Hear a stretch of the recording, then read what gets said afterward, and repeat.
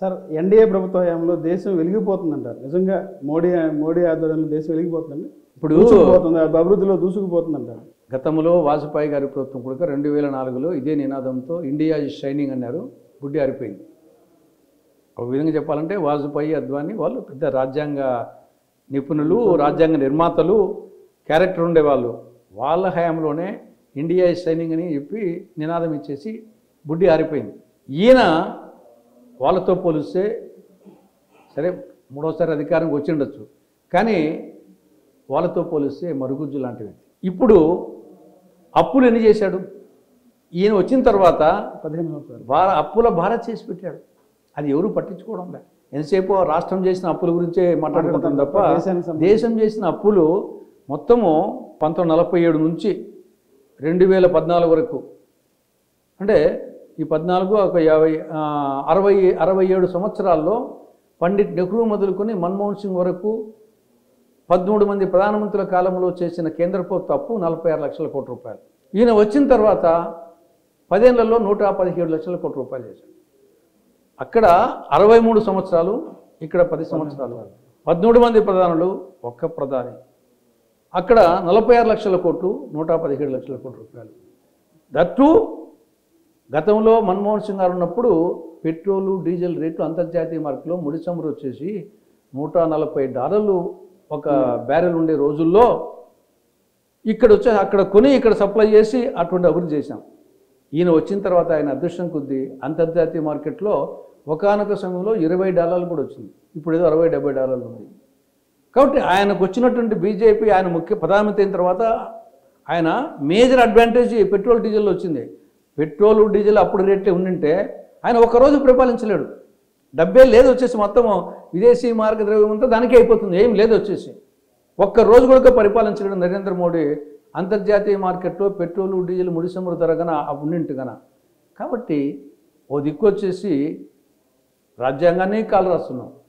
కేవలం వచ్చేసి ప్రజాస్వామ్య నియంత ఆయన ఓన్లీ కేవలం వచ్చేసి క్యాబినెట్ వచ్చేసి నిమిత్త మాత్రం, ఓన్లీ ఉత్సవ విగ్రహాలు మంత్రులందరూ. ఆయన వచ్చేసి 1 ED, 2 income tax department, 3 CBI. ఆ ముగ్గురిని పెట్టుకొని ఒక పక్క ముగ్గురిని పెట్టుకున్నాడు, ఈ పక్క ఆదాని అమ్మాని పెట్టుకున్నాడు. కాబట్టి ఎన్నికలప్పుడు వచ్చేసి వీళ్ళ ద్వారా ఖర్చు పెట్టిస్తాడు, ఆ పక్క వాళ్ళకు డబ్బు లేకుండా వీళ్ళ ద్వారా అటాక్ చేపిస్తాడు. ఇది ఆయన చేసే పని వచ్చేసి ఈ ముగ్గురు ఇద్దరిని పెట్టుకొని ఆయన వచ్చేసి ఒక ప్రజాస్వామ్య నియంతగా రాజ్యం వెళ్తున్నాడు. అటువంటి దేశంలో మనం పరిపాలనలో ప్రస్తుతం మనం ఉన్నాం. కాబట్టి ఆనాడు బ్రిటిషర్స్ను ఎదిరించినట్టు భారత స్వాతంత్ర సంగ్రామం చేసినట్టు ఈరోజు మరో భారత స్వాతంత్ర సంగ్రామం కోసము ఆ రోజు ఆంగ్లేయులను తరిమినట్లు ఈరోజు గాడ్సే వాళ్ళను గాడ్సేయిజం, వీళ్ళందరూ గాడ్సే వారసులు. ఆనాడు గాంధీ వారసులు గాంధీ నాయకత్వాన, ఇప్పుడు గాంధీ వారసులు కాంగ్రెస్ నాయకత్వాన, ఇండియా నాయకత్వాన, ఇండియా కూటమి నాయకత్వాన ఈ యొక్క గాడ్సే వారసులను తరిమి కొట్టాల్సిన సమయం ఆసన్నమైంది. గత ప్రభుత్వానికి ఎన్డీఏ వచ్చిన 115 రోజులకి ఆంధ్రప్రదేశ్ ఏమన్నా మార్పులు ఏమన్నా అభివృద్ధి అనేది ఏమన్నా కనబడిందంటారా? చంద్రబాబు గారు ఇప్పటికే గతంలో జగన్ ఉన్నప్పుడు వచ్చినటువంటి కంపెనీలన్నీ వెళ్ళిపోయినాయి. జగన్ పరిపాలనలో మళ్ళీ ఆ కంపెనీలు తీసుకొచ్చాము, కంపెనీలను ఎస్టాబ్లిష్ చేసాము, ఉద్యోగ అవకాశాలు కల్పిస్తామని చెప్తున్నారు. ఏమైనా మార్పులు ఏమైనా కనపడినాయి? ఇప్పుడు ఇంకా ఒక్క కంపెనీ కూడా పెట్టింది లేదు. వస్తాయి వస్తాయి వస్తాయి అంటున్నాడు. అది చెప్పినా కదా, ఇంతన్నాడు అంతన్నాడే గంగరాజు ముంతమామిడి పండన్నాడే అని తప్పు చేసి పప్పుకూడలో ఊరికే చెప్పడమే, వచ్చింది ఏం లేదు ఇంతవరకు. కానీ ఆల్రెడీ వచ్చేసి నువ్వు ప్రత్యేక హోదా గురించి మర్చిపోయినావు. నువ్వు ప్రత్యేక హోదాను తెస్తే నువ్వు ఏం చేయాల్సిన అవసరం లే. లులు గ్రూప్ను ఆహ్వానించాల్సిన అవసరంలా, ఆదాన్ని అమ్మాని ఎవరిని ఆహ్వానించాల్సిన వాళ్ళే పరిగెత్తుకుంటూ వస్తారు. వాళ్ళు వచ్చేసి మన కోసం వస్తారా, రాష్ట్రం కోసం వస్తారా, వాళ్ళ ఆదాయం కోసం వస్తారు. కాబట్టి ప్రత్యేక హోదా తెప్పిస్తే ఆటోమేటిక్గా ట్యాక్స్ ఇన్సెంటివ్స్ ఉంటాయి, పరిగెత్తుకుంటూ వస్తారు. ఆడ అట్టర్ ఫెయిల్యూర్ అయిపోయినావు. తర్వాత చట్టంలో వచ్చేసి ఒకటి కడప జిల్లాలో స్టీల్ ప్లాంట్కు అది లేదు, దుర్గాదిపట్నం ఓడరేవు లేదు, విశాఖ చిన్న ఇండస్ట్రియల్ కారిడార్ లేదు, విశాఖ రైల్వే జోన్ ఇదో అంటున్నారు, వచ్చింది లేదు, సచ్చింది లేదు. తర్వాత వచ్చేసి విశాఖ మెట్రో రాలేదు, విజయవాడ మెట్రో రాలేదు, పోలవరానికి వస్తా అంటున్నాం, ఇంతవరకు పైసా ఏం రాలేదు. ఇంతవరకు అమరావతికి అంటున్నాం, ఇంకా ప్రపంచ బ్యాంక్ వచ్చేసి అప్పిస్తుందో గ్రాంట్ ఇస్తుందో వాళ్ళు ఇంకా చూస్తా తర్జన పడుతున్నారు. కాబట్టి ఉచిత ఇసుక విధానం చూసి ఇట్లుంది. మధ్యంది వచ్చేసి అది ఎట్లుంటుందో ఇంతకంటే ఘోరంగా అయిపోతుంది. కొత్త పాలసీ తీసుకొచ్చారు. అదే అది వచ్చేసి ఇంప్లిమెంటేషన్లో నువ్వు ఉచిత ఇసుక విధానం అందరూ ఉచిత ఇసుక వస్తుంది, ఇసుక ఉచితంగా వస్తుంది అనుకున్నారు. ఆఖరికి వచ్చేసి అది వేరే విధంగా తయారైపోయింది. కాబట్టి చెప్తే కదా, ఒక సామాజిక పెన్షన్లు ఒక్కటి, తర్వాత అన్న క్యాంటీన్లు కూడా లిమిటెడ్. నువ్వు వచ్చేసి ఓన్లీ అర్బన్ ఏరియాస్లో పెట్టినావు. అర్బన్ ఏరియాస్ వచ్చేసి నువ్వు కనీసం మండల కేంద్రాలను పెట్టినావా, మేజర్ పంచాయతీలో పెట్టినావా? యాక్చువల్గా దాని ఉద్దేశం ఏమి? పేదల ఆకలి తీర్చడం. గ్రామీణ ప్రాంతాల్లో పేదలు లేరా? గ్రామీణ ప్రాంతాల్లోనే పేదరికం ఎక్కువ ఉండేది. నువ్వు నిజంగా ఆ కాన్సెప్ట్ అయితే నువ్వు పల్లెల్లో పెట్టాలి కదా.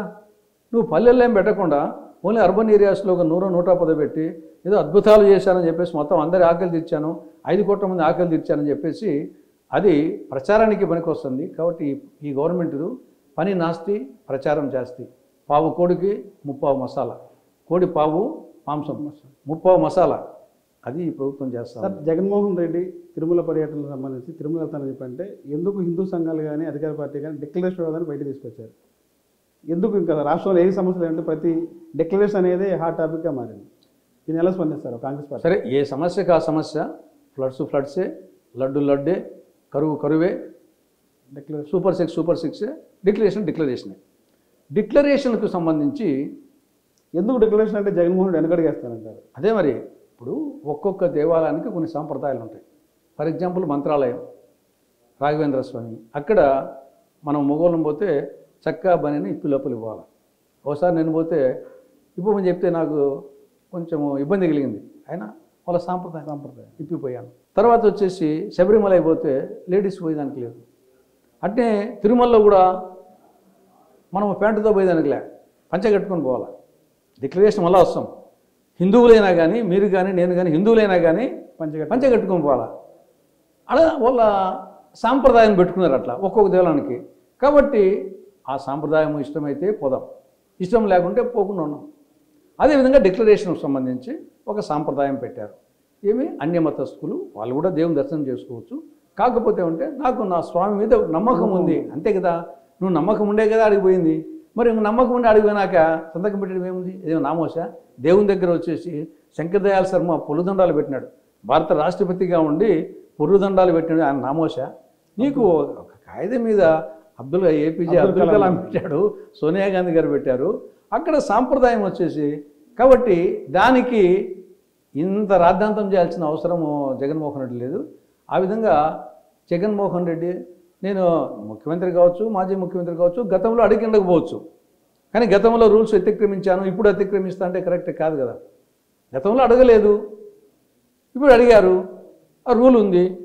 రూలు లేకుండా ఉంటే కొత్తగా పెడితే నీకు ఒక్కనికే జగన్మోహన్ రెడ్డి ఒక్కనిగా పెట్టు, కొత్తగా ఇప్పుడు పెట్టింటే డెఫినెట్గా వచ్చేసి అది తప్పు. అది ఎన్నాళ్ళం ఉంటో ఉంది. అది నా మతం మానవత్వం అంటాడు జగన్. సరే, అందరూ చెప్పేది మానవత్వమే. కానీ ఇక్కడ కోడికత్తి కేసు సీన్లో, కోడికత్తి కేసును 5 ఏళ్ల పాటు జైల్లో ఉంటే నువ్వు కోర్టుకు పోయి సాక్ష్యం చెప్పేదానికి పోలేదు. దీన్ని కూడా మానవత్వం అంటారా? అమరావతి రాజధాని మహిళలు, రైతులు వాళ్ళు వచ్చేసి దేవుని దగ్గరికి పోతే వాళ్ళను రవికెలు చంపి, చీరలు చంపి, బట్టలు చంపి వాళ్ళ మీద కేసులు పెట్టి దీన్ని కూడా మానవత్వం అంటారా? రఘురామకృష్ణరాజు మీ పార్టీ ఇచ్చినటువంటి ఎంపీని ఆయన రాజద్రోహం కేసు పెట్టి ఘోరంగా వచ్చేసి కాళ్ళ మీద కొట్టడం అనేది దీన్ని కూడా మానవత్వమే అంటారా? లేదు వచ్చేసి మీ చిన్నాయన కేసులో ముద్దాయిలుగా ఉండే వాళ్ళకు వచ్చేసి రక్షణ కల్పించడం, సిబిఐని రాకుండా చేయడం అనేది దీన్ని కూడా మానవత్వమే అంటారా? కాబట్టి మానవత్వం గురించి జగన్మోహన్ రెడ్డి మాట్లాడడం ఇది దయ్యాలు వేదాలు వల్లించినట్టు, గాడ్సే గాంధీజం గురించి మాట్లాడినట్టు, దుశ్శాసనుడు కీచకుడు ఈ యొక్క మహిళా సాధికారత గురించి మాట్లాడినట్టు ఉంటుంది. ఆయన దానవత్వం గురించి, రాక్షసత్వం గురించి ఆయన మాట్లాడితే బాగుంటుంది.